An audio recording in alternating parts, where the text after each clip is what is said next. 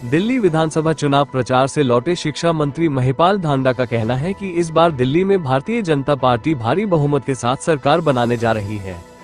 Media से एक बातचीत में उन्होंने कहा कि एक धूर्त और कपटी व्यक्ति गद्दी पर बैठ गया है जिसने लोकपाल को लाने और राजनीति से दूर रहने की कसम खाई थी, लेकिन अब अन्ना हजारे और रामदेव की पीठ में छुरा घोंपकर गद्दी पर जाकर बैठ गया।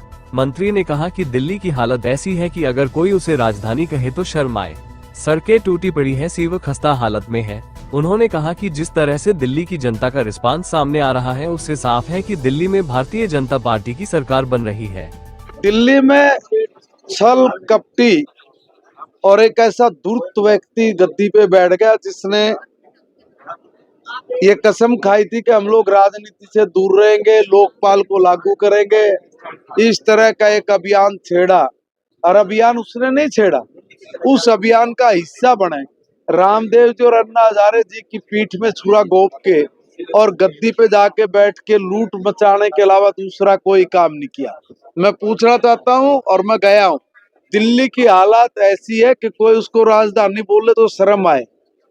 सिर्फ लुटियन जोन को छोड़ दे तो बाकी दिल्ली का हाल ये है कि सड़कें टूटी पड़ी है, चल नहीं सकते।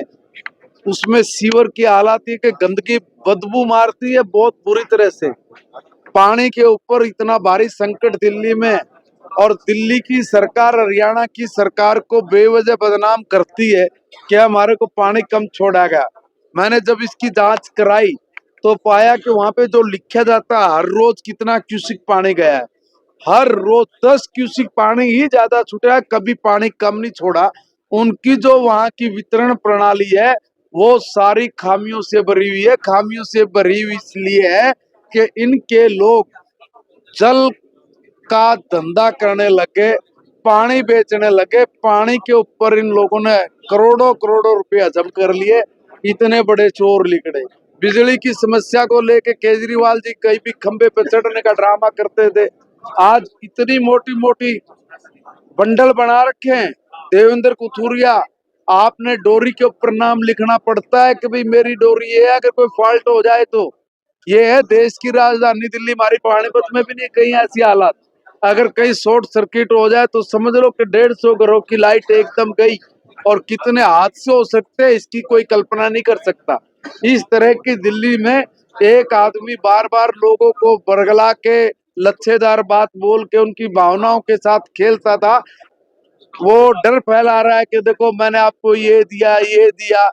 भारतीय जनता पार्टी ने कहा है अपने मैनिफेस्टो, कल संकल्प पत्र हमने जारी किया, और संकल्प पत्र जारी करते हमने कहा कि देखिए जन कल्याणकारी नीतियों में जो भी फैसिलिटीज जनता को मिल रही है उसमें कोई कटौती नहीं है।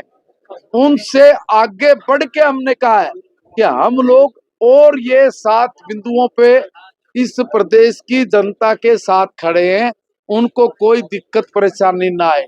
और जिस तरह से नीचे लोगों का रिस्पांस मिल रहा है, साफ नजर आ रहा है कि बड़े मैंडेट के साथ भारतीय जनता पार्टी की सरकार बन रही है। आम आदमी पार्टी के लोगों को भी कांग्रेस के लोगों की तरह बेहोशी का चश्मा लगा के इंजेक्शन लगवा के बैठे हुए हैं।